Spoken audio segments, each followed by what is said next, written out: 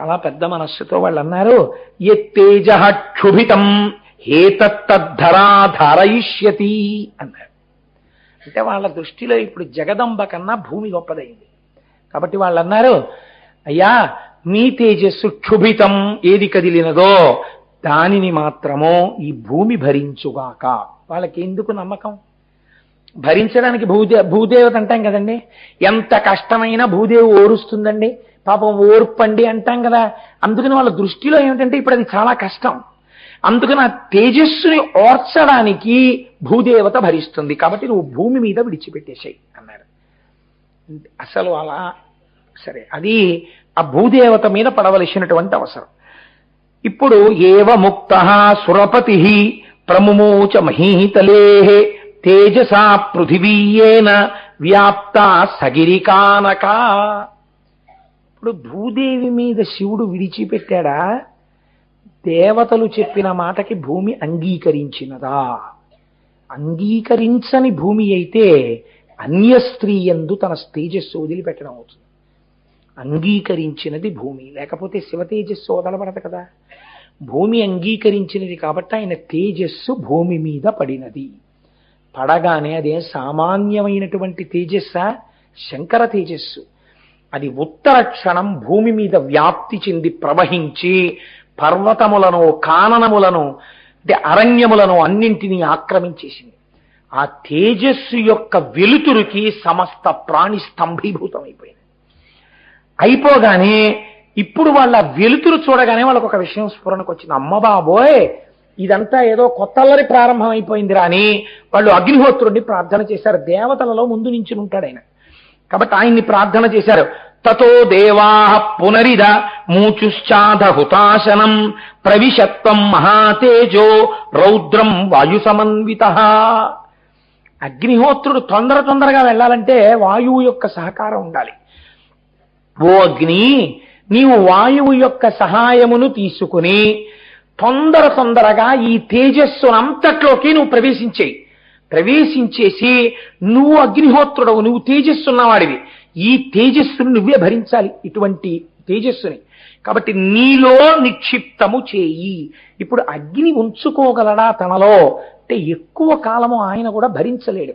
అంటే అంతదాకా కొన్నాళ్ళు మాత్రం అగ్నిహోత్రుడు భరించగలడు. ఇప్పుడు అలా భరించేటట్టుగా అగ్నిహోత్రుని యందు శివుని యొక్క తేజస్సు పదిలము చేయబడినది కదండి దాని అర్థం. ఆయన యందు ఉంచబడినది. ఇలా ఉంచబడిన తరువాత కొన్నాళ్ళు అవ్వలేదు ఇంకాను. అగ్నిహోత్రుడు ఉత్తర క్షణం జరిగిపోయింది. ఇది భూమి మీద పడ్డం, అగ్నిహోత్రుడు వ్యాపించడం, అగ్ని తీసుకోవడం, కైలాసంలో శంకరుడు అలా నిలబడి ఉండడం, ఇది జరుగుతోంది. ఏదో జరిగిందని అమ్మవారి లోపల నుంచి బయటకు వచ్చింది. ఏం జరిగింది అని ఆవిడ ఉత్తర క్షణం తెలుసుకుంది జరిగిన విషయాన్ని. వీళ్ళేం చెప్పారు, ఏ కోరిక కోరారు, ఎవరు శివుడి యొక్క తేజస్సుని భరించారు ఆవిడ గమనించింది. అధశైల సుతారామ త్రిదిశాని దమబ్రవీత్ సమన్యుర శపత్ సర్వాన్ క్రోధ సంరక్తలోచన. చేయకూడని పని చేశారు కాబట్టి మీ మీద శాపవాక్యాన్ని విడిచిపెడుతున్నాను. ఇప్పుడు కుమార సంభవం రక్షణ కాదు, అమ్మవారి శాపం వచ్చింది ముందు. అమ్మవారేమంది, యస్మాన్ నివారితా చైవ సంగతి పుత్రకామ్యయా అపత్యం స్వేషు దారేషు తస్మాన్నోత్వా దయిష్యధా. లోకంలో ఏ స్త్రీకైనా ఉండేటటువంటి కోరిక అమ్మా అని పిలిపించుకోవాలని. అమ్మా అని పిలిపించుకోవాలన్న నా కోరికకి మీరు ప్రతిబంధకముగా నిలబడినారు. నా హక్కుని మీరు కబళించినారు. వేరొక స్త్రీ యందు నా భర్త యొక్క తేజస్సు పడిపోయేటట్టు చేశారు. మీరు చెయ్యరాని పాపము చేశారు కాబట్టి నా కడుపు పండకుండా చేశారు కనుక ఇక మీదట 33 కోట్ల దేవతల యొక్క భార్యలకు బిడ్డలు జన్మించకుందురుగాక ఆవిడ శపించి. ఇప్పుడు ఏమైంది? ఇంకా దేవతలకి సంతానం ఉండదు. అప్పటికి ఎంతమంది ఉన్నారో అంతే సంతానం, వాళ్ళే దేవతలు. ఇంకా తర్వాత ఇంకా దేవతలు పెరగలేదు, ఇహ దేవతా సంతానం లేదు. కాబట్టి ఈవిడ ఈ మాట ఎవరినంది? ముందు ఎవరొచ్చి మాట్లాడారో వరుస క్రమంలో తీసుకుంది. దేవతలు కదండి బ్రహ్మగారితో వచ్చి మాట్లాడారు. కాబట్టి దేవతలని ఈ శాపవాక్యం ఇచ్చింది. వీళ్ళు అడిగితే నువ్వెలా పుచ్చుకున్నావు?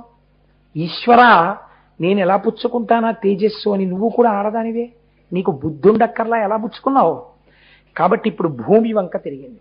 తిరిగావిడంది, అవనేనైక రూపాత్వం బహుభార్యా భవిష్యసి నచ పుత్ర కృతాం ప్రీతిం మత్క్రోధ కలుషీకృత ప్రాప్యసి త్వం సుదుర్మేధే మమ పుత్రమనిచ్చతే. నాకైతే అనిపిస్తూ ఉంటుంది, కుమార సంభవం జరిగితే ఎన్నో రహస్యాలు ఉన్నాయండి. కుమార సంభవాన్ని నిజానికి సభాముఖంగా పూర్తిగా చెప్పడం కొంచెం కష్టమైన విషయం. కాబట్టి ఒక ఆడది అపారమైన వ్యగ్రత ఎప్పుడు పొందేస్తుందో శాస్త్రం చూపించింది. ఈ తప్పు ఏ ఆడది వేరొక స్త్రీ యొక్క పురుషుడి విషయంలో చేయరాదు. కట్టి కుడిపేస్తుంది కొన్ని తరాల వరకు అలాంటి పాపం. కాబట్టి ఏమైంది? ఎప్పటికీ భూమికి ఏ పరిస్థితి వచ్చిందో చూడండి. ఆవిడంది, అవనేనైక రూపత్వం, నీవు అనేకమైన రూపములను పొందుతావు.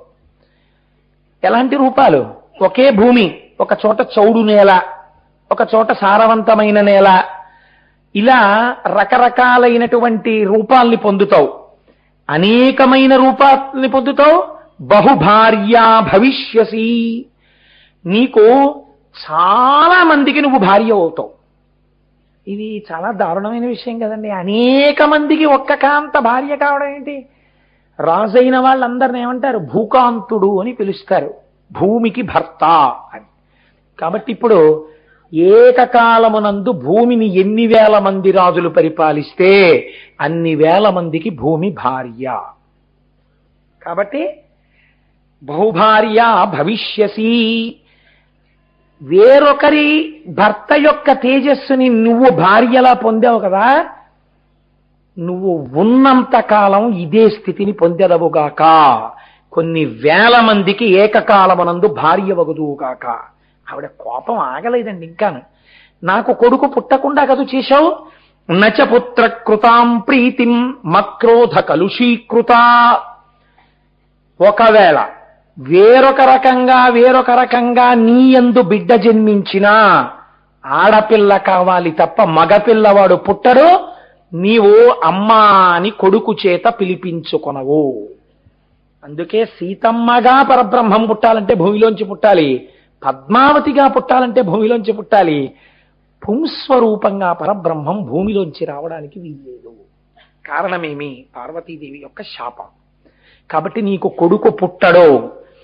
ప్రాప్యసిత్వం సుదుర్మేధే మమ పుత్రం అనిచ్చతే.